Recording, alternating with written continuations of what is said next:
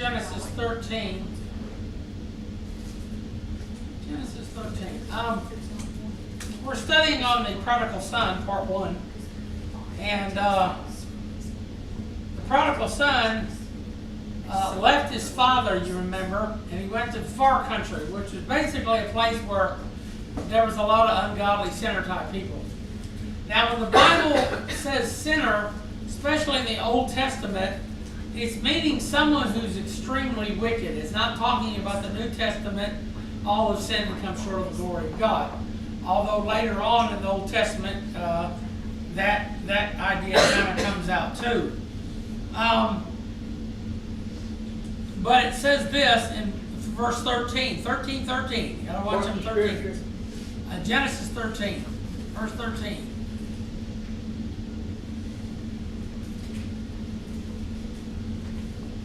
And I do believe there's meanings to numbers in the Bible. 13 is a bad number. In the world, it's considered an unlucky number. But it's not unlucky, but look who it's connected with. You say those numbers were put there by men. Well, the Bible was written by men. What does that mean? That don't mean nothing. God controls numbers like he controls words. It says, but the men of Sodom, oh, well, we know where that is and what them people were doing, were wicked and sinners before the Lord exceedingly.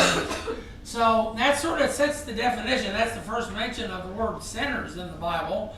And you see that that kind of denotes a very, very wicked person that's his whole life is bent on this evil, wicked thing. Men can't get it right. They leave out God. And that's what was wrong with the Sodomites. They left out God. On my channel lineup on my television, I had the NASA channel. And this weekend, the NASA channel quit broadcasting. And so I went to the internet, and their channel went to YouTube. They just going to bypass TV altogether and just go right to YouTube. So I watched this little thing about the Mars landers. You remember we sent a couple of those little gizmos with all kinds of wheels up there, and they wanted to explore Mars, and you know, they weren't going to look for life. So they were real excited on this video because one of these little gizmos, they found sedimentary rock. And sedimentary rock is rock that's been formed by water carrying other pieces of rock from somewhere higher and depositing it down lower somewhere and then evaporating or running off somewhere else. And we have lots of this on the earth. And they took a little sample of this and this little rover thing. It's got computerized analyzing equipment on there to analyze the samples they took, and the people at NASA on this thing were just so excited. Well, we found water, and we found carbon, and we found this, and we found that, and those are all the components of life. You know one thing that was missing in all that? Life. You know why there's no life on Mars or Jupiter or Neptune or wherever in the world they want to send one of those gizmos? It's because God didn't put it there. Without God, you have no life. Now, there's critters all through the universe. There's angels and demons and devils and who knows what else flying around, cherubim and seraphim and some of the stuff we don't even truly know what it is. And maybe God let some other little critter fly around somewhere. We just don't know. As far as we know, the earth is unique in the universe. Now, wouldn't that be something if the Bible were actually true? Yeah, and it is. And that's what the people at NASA and down at MIT and the Jet Propulsion Laboratory and the University of Florida and West Florida and everywhere else, all these eggheads hang out. They discount God every time. And that's what Sodom did. And in the verse before, we find that Lot went one way, and Lot, well, he wanted to go see the big city and all the sinners, and it got him in big trouble. He lost his wife. His children turned out wicked, and it just ruined his life. But that's what sin does. It ruins your life. Now, when I was a kid, I had all kinds of dreams. I liked to make models and things when I was a kid. I actually made a lot of models out of poster board. You know what poster board is. And Scotch tape. My mom worked at an office supply warehouse company back in the days when you didn't have Office Depot or anything like that. If you were in an office somewhere, you had to order your supplies from a salesman that came around, and he sold you cases of Scotch tape and cases of typing paper and cases of typewriter ribbons and the different things that you would use. And so being an employee of this company, she got this stuff dirt cheap, and the poster board too. So with all these cheap materials, I went to work and I would build things, and I built cars, I built submarines. Of course, I couldn't put them in the water; they were made of paper. I built this big mansion house that I guess it was like a dollhouse, but it split in two and went. And I actually carved little wooden furniture to go in this paper house. And don't ask me how that worked. They even bought me a lathe one Christmas, a mini lathe to make this furniture. And I just couldn't get the hang of the lathe. It was really tiny. And I think if I had maybe a bigger one, I might have learned how to use it. But I used to color the outside with magic markers. I used a bunch of magic markers.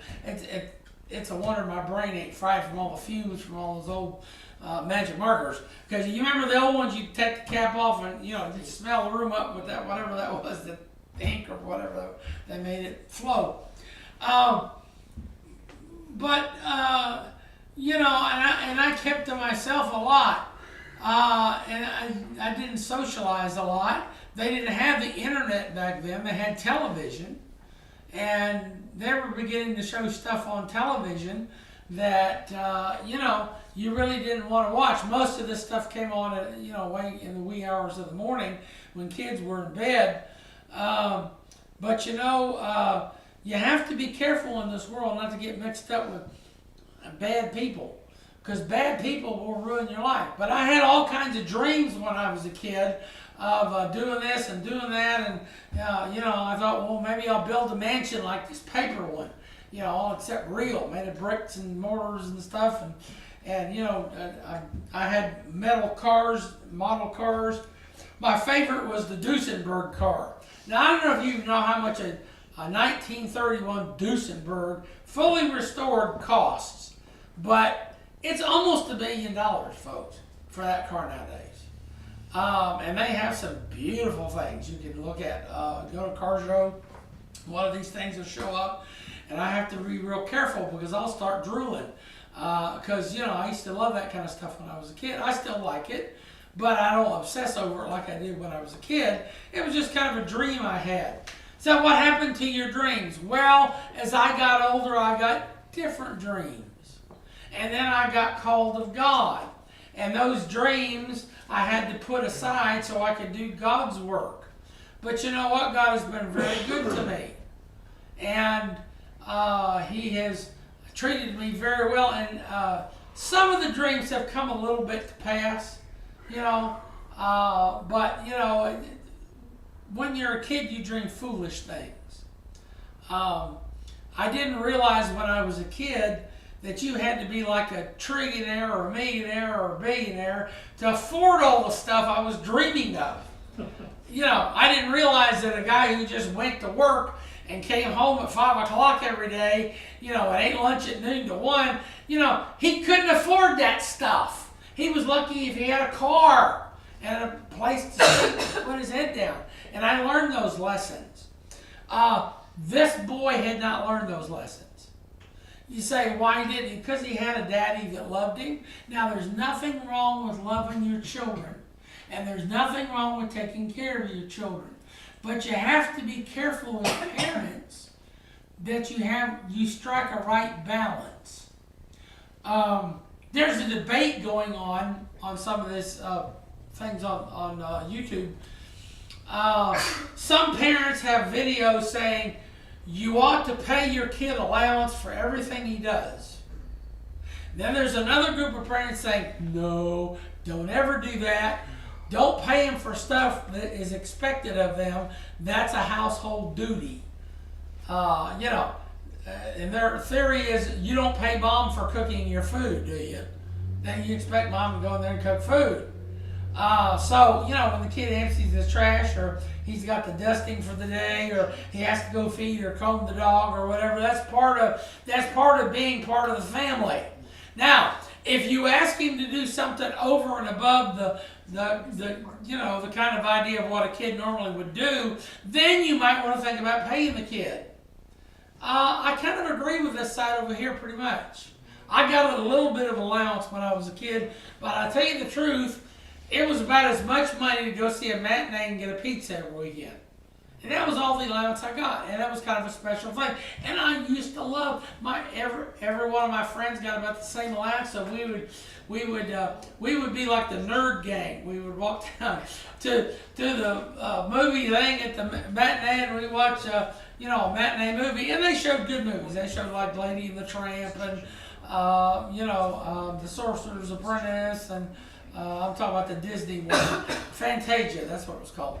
And a bunch of movies like that. Benji movie. I saw every Benji movie when I came out. I remember the Benji movies. And I remember seeing the first Star Wars movie when it came out. That's the last movie I saw in a movie theater for the longest time. And but we would go to the movies, and then after the movies, there was a little pizza place called the Pizza Oven that was on the way back home, and we'd stop there, and they had little pizzas like for 75 cents. And you get a 75-cent pizza, and that was just enough for a kid to eat. And each one of us would get a pizza, and we just had a ball. And then we'd walk home, and that's how we spent our summers. One day a week we'd go see a movie and get a pizza. And other than that, we were playing in the yard or doing something, playing Fort or playing Army or trying to knock over my swing set in the yard. Just all kinds of things.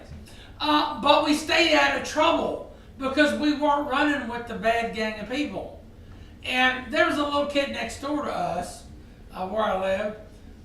His name was Tommy. And Tommy was a nice little kid when he was a young little kid. And then he got to be about 10, 11, or 12, and he went to public school, and he got in with a bad crowd. And all of a sudden, his older brother, who would have me come over and mow the grass for him. He was like in a wheelchair, and he wheeled over to the fence one day, and he said, Tommy? And I said, yeah, your brother. He said, he said, you won't be seeing him for a while, he's in jail. And the kid was like 13, 14 years old. He was in jail, juvenile hall, what they called it, but he was in jail, and he wasn't going anyplace, because he had got with the wrong crowd and done the wrong thing, and they caught him. And, a judge, when he gets a young person like that, sometimes will give him kind of a harsher sentence to scare the living daylights out of the kid. And I remember when he did come back home, he was a different guy. I had something that was stolen from my yard. Some kind of thing that I had, some toy. I think it was a big dump truck toy. And he came over and he said, back a couple of years ago, your toy went missing, your truck went missing. I said, yeah. He said, I stole it. I climbed the fence and I stole it. I said, why'd you do that, Tom? He said, because I wanted it. And I said, well, you feel bad about it. It's okay. I said, what'd you do with it? He said, I set it on fire with a firecracker. So, but you got one kid lives in one house, and he goes to Christian school, and all his friends are Christian and he goes to church every Sunday. And then you got the guy next door, he gets in with a bad crowd and he ends up, stealing stuff and blowing stuff up and getting stuck in jail for, I think he broke into a little store or something, him and his buddies, and tried to steal something. And I don't think they got away with anything. All they ended up doing is getting thrown in juvenile hall. So this guy goes off to the far country and he lives the big life. The parable says, the story says that, he's eating and he's drinking and he's carousing and he's staying up late and he's spending money like it was no tomorrow. And then one day he reaches into his pocket to get some money, and guess what? He's out of money. Well, probably got beat up by the guy who wanted the money. And so here he is sitting on the curb. Some old smelly guy comes along and says, hey, you want to go feed the pigs? I got some pigs that need feeding. I'll let you feed the pigs. And he probably said, what's the pay? He said, not much, but it's a living. That's what he said. Well, what did this guy do? Well, first of all, he leaves the safety of home. Now, I don't know what home means to you.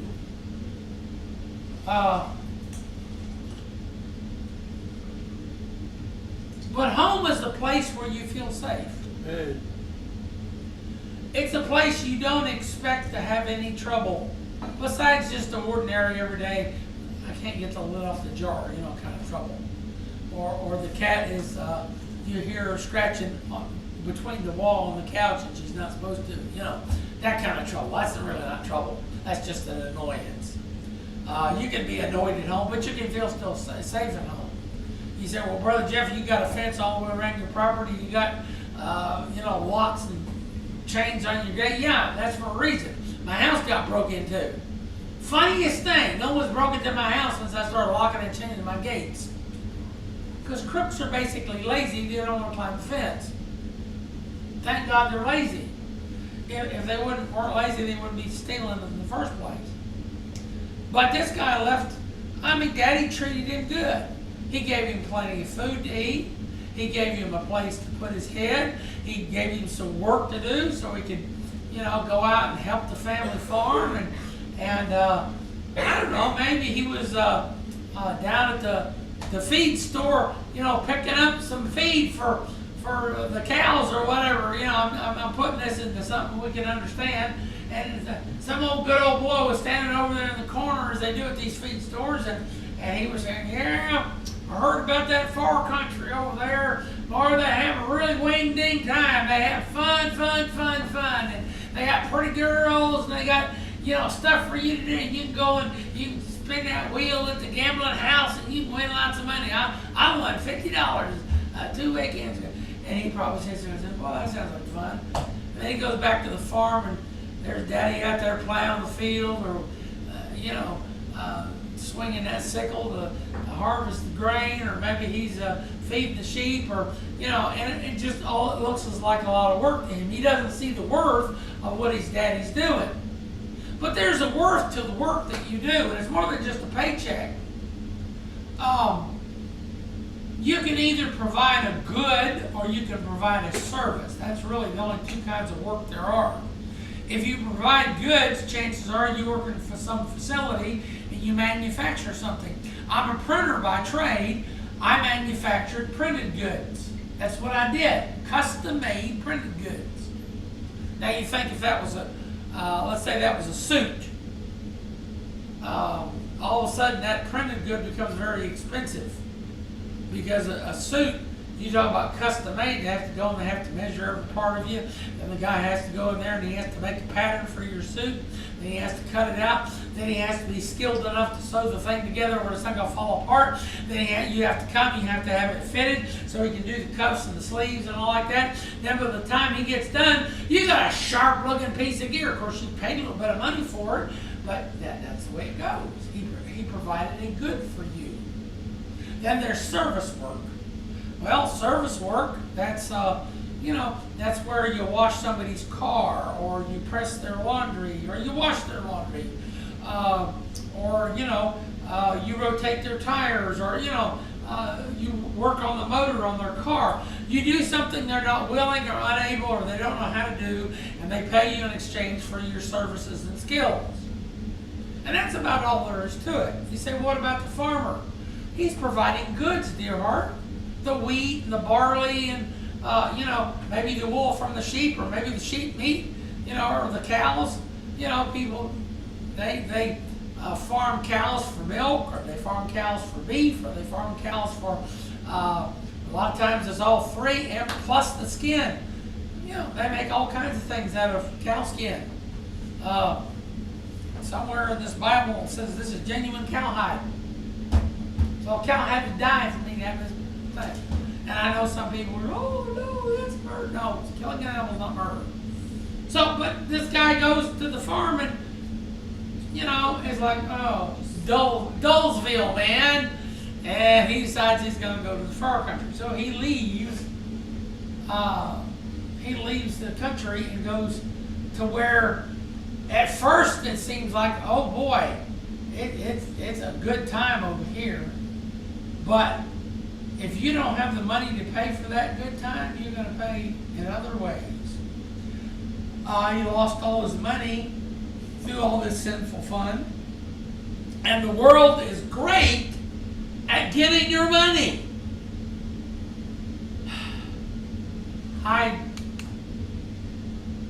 When Linda was alive, we decided that at the time we were getting all kinds of weekly and monthly magazine subscriptions at the house. And I got busy going on the road, and these things would pile up at the house. And I didn't have time to read them. So I decided that I was just going to cancel all my subscriptions, except for one, the Reader's Digest, and I didn't read the thing. Linda read it. She loved the Reader's Digest, so I got her Reader's Digest.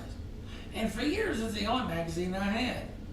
And when she died, I didn't read it, so I tried to cancel. It took me 6 months to get them people to quit sending me Reader's Digest. Even after I quit paying them. It was crazy. But these people, they're hoping to get money from you. I ordered another magazine to be delivered to the house, and I ordered that thing in early June, and I kept getting these email notices. We're processing your payment, and it was a discount place for discount magazines.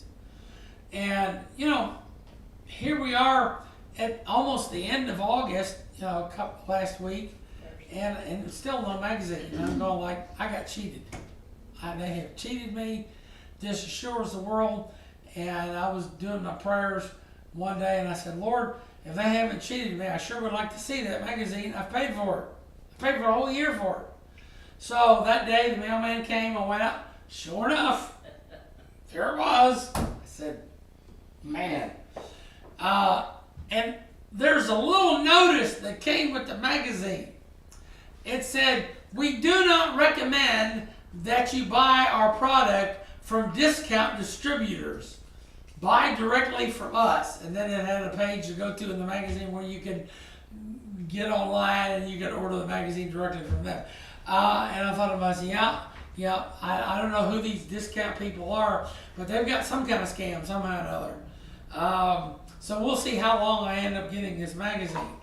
But that's something that can take advantage of you at home. But you've got out, let's say it was like Las Vegas, this far country. Boy, there's so many ways you can lose your money in Las Vegas. It's not funny. And look at the place. It's all lit up with electricity, and it's thriving and booming. And there's millions of dollars every night that are made by the casinos in those places. And whose money is it? These dummies that go in there and they get, they gulp down a couple, whiskeys or something or some kind of drink, and they get a little drunk and they say, I'm gonna go try my luck on my thing. And, may try the slot machines, and they may even win one time. And then they say, I'm going to go over here and, play the roulette wheel, and maybe they'll win a little bit. And every time they win, they get, but for every winning time, they've had 50 times they've lost something. They don't seem to think that.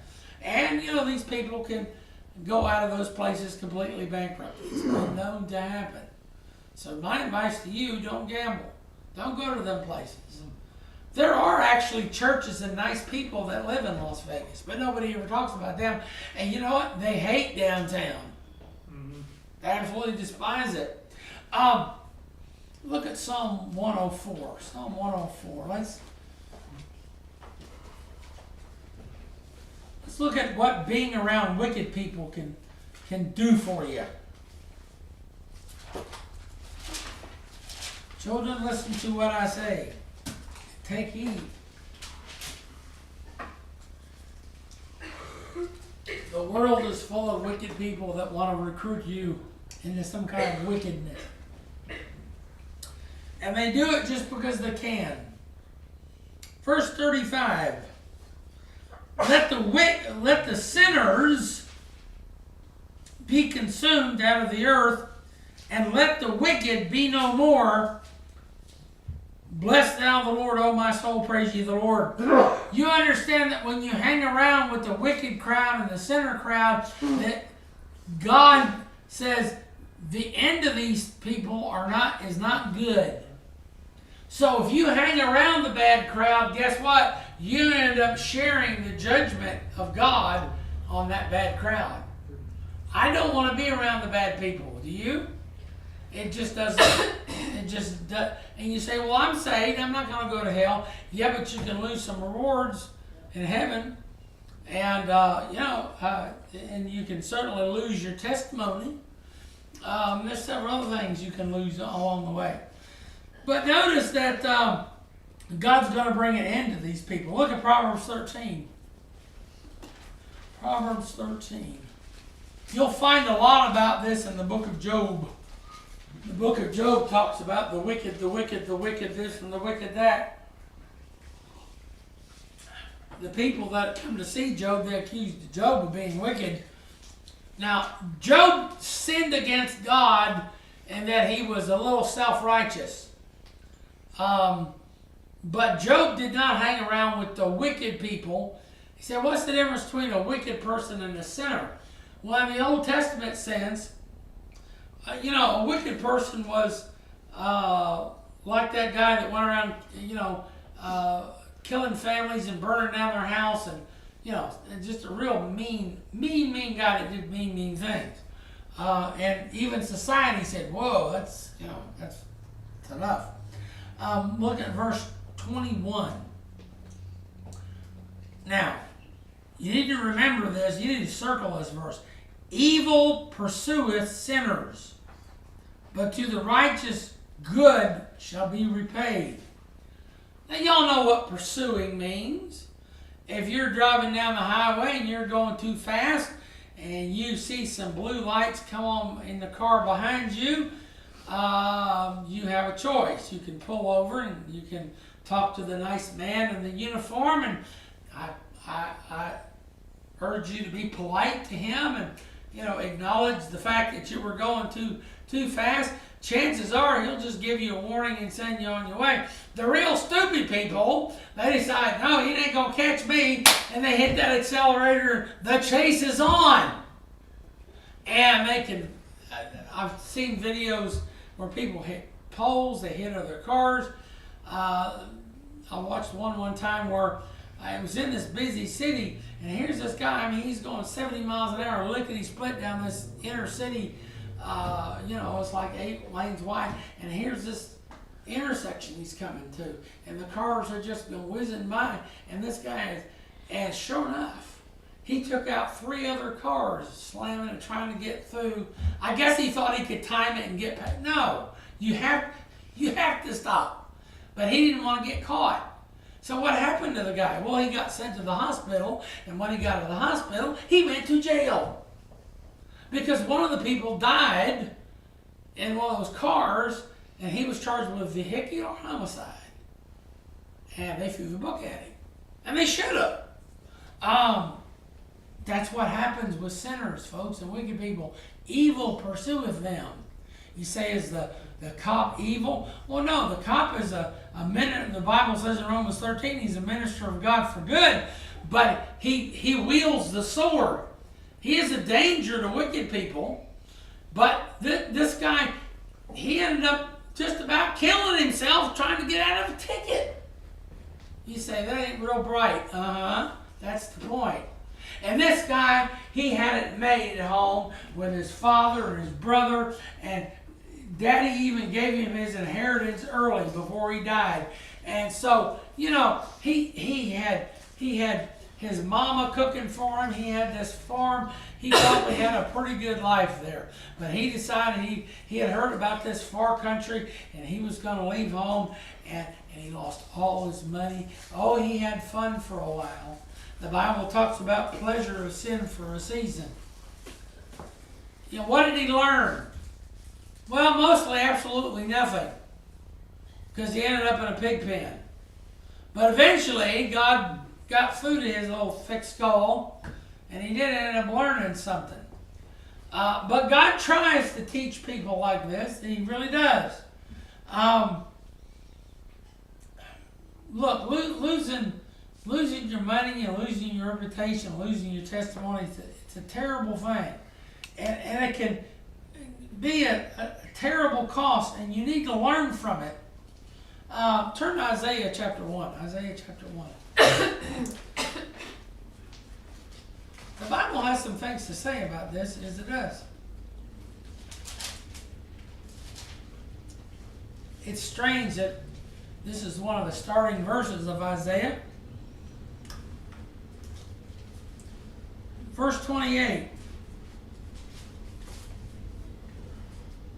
And the destruction of the transgressors and of the sinners shall be together.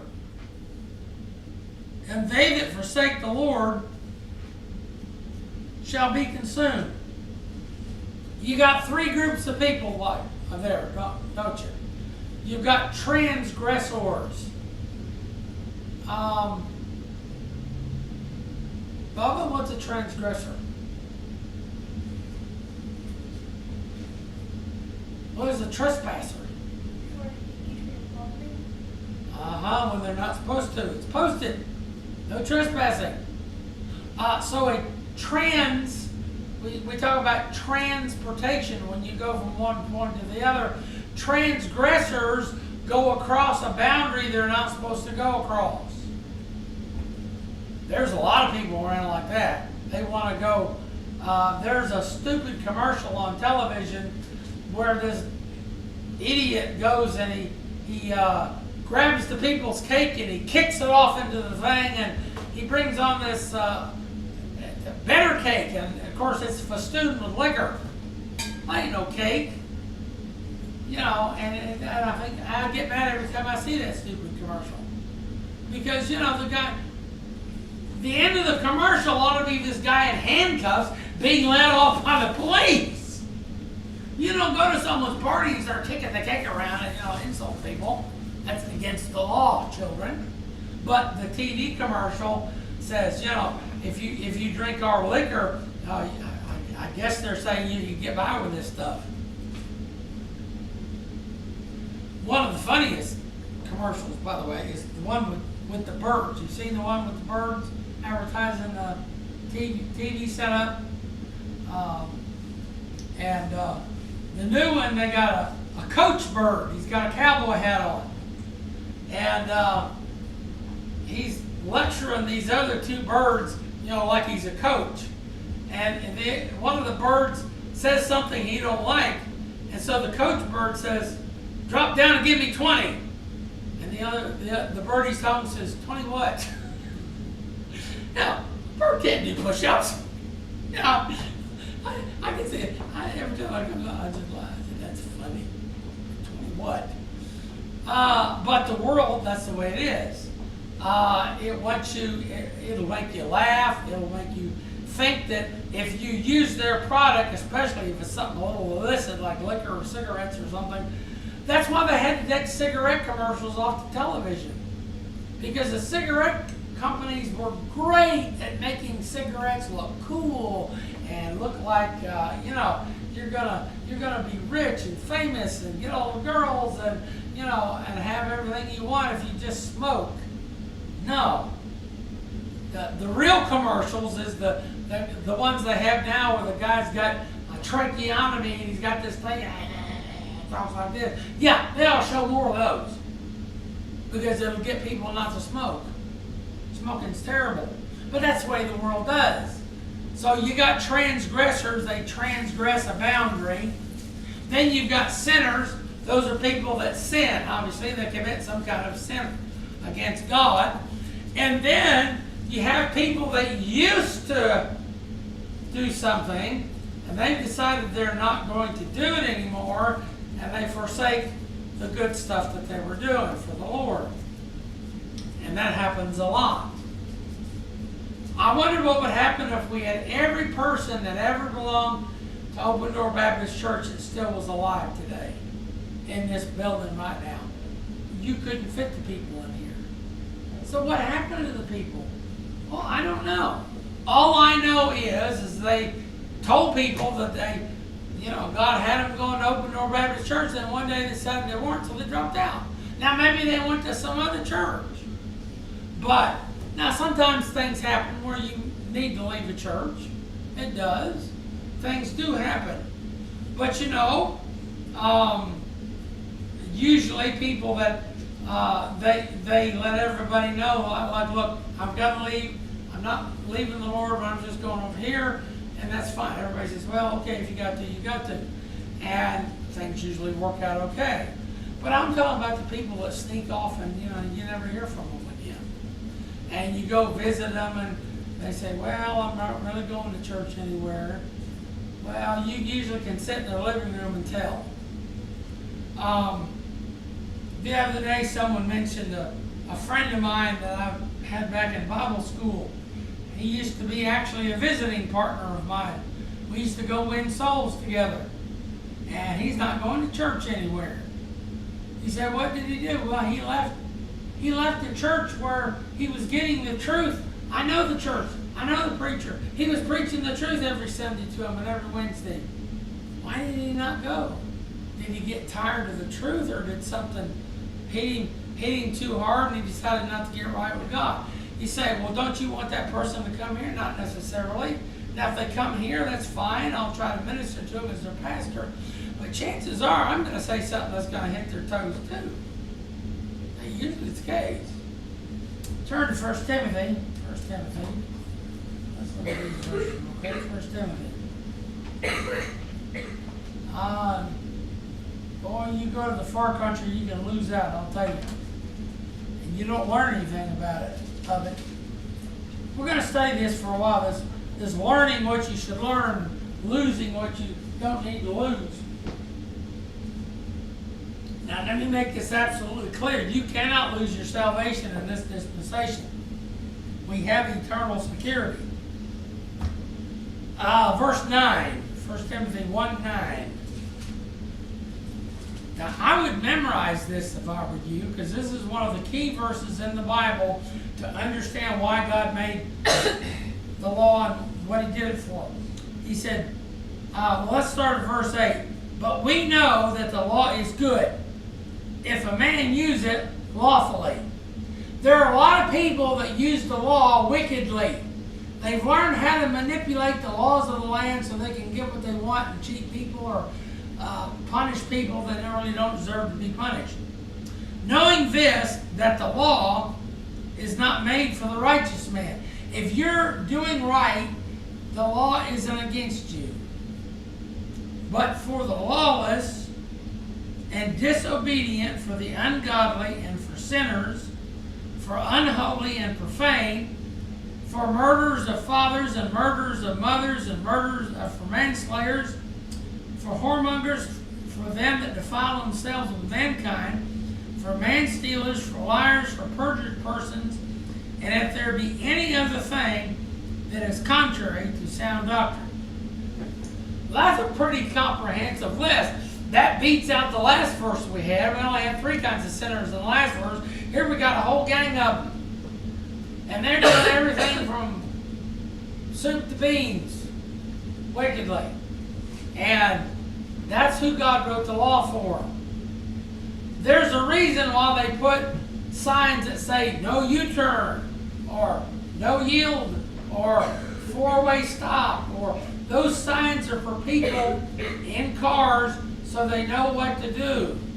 And for people that really, look, when you come to a four-way intersection, you're supposed to let the guy on the right have the right of way. But a lot of people don't know that. So sometimes they even have to put that on the sign. But you would think if someone came across a busy intersection, they would slow down and be careful, because a lot of intersections you really can't see very far down the street till you get right on top, or maybe even in the intersection, and by then it's too late. So they put four-way stops or lights or whatever. And then do that for people who haven't got good sense to stop and do what they're supposed to do. Even though we gave them a driver's license, which I don't understand. Maybe we shouldn't hand them out like candy anymore. But that, you see that God made the law for wicked people, not for people that are trying to do right. So children, if you try to do right your whole life, the law's not going to mess with you too much. Now sometimes, you know, you may have a turn signal that went out and you didn't know it, and they may stop you and say your turn signal's out. You say, what do? You thank the officer and tell him you did not know it, and then you go directly to the nearest parts store and get you a bulb and put it in there. I've even had them follow me to the parts store just to make sure I was going to do it. Of course, that was the day that I lived over there on West Gadsden Street, and that was a pretty rough section of town. And so, you know, he didn't know whether I was a drug dealer or who I was, because the cops didn't. I never talked to cops over there. I didn't, you know, but I had a tail light out. So you will talk to a cop sometime, but maybe not. All right, we're going to stop there, and next week we're going to start with Jude. Jude has a few things to say about what